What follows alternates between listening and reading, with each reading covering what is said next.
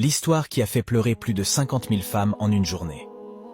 Un homme qui travaillait dans un cimetière, alors qu'il reçut un jour le corps d'une jeune fille de 15 ans, questionna le père de la fille à propos de la cause du décès, lui demandant s'il s'agissait d'un accident, d'une maladie, etc.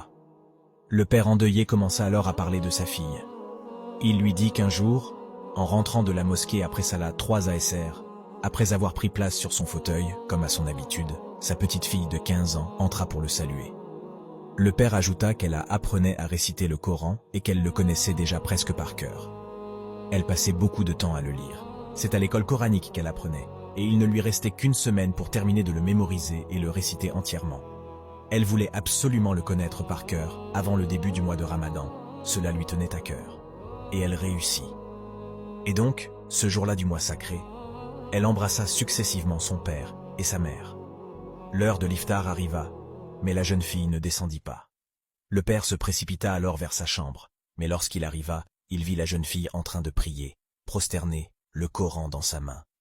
Il attendit donc qu'elle finisse sa prière pour ne pas l'interrompre. Quelques minutes après, le père inquiet décida de lui toucher la main pour voir pourquoi elle ne bougeait plus. C'est alors qu'elle s'inclina vers son père et resta immobile. Elle venait de mourir, oui de mourir, en ce mois sacré de Ramadan, faisant sa prière.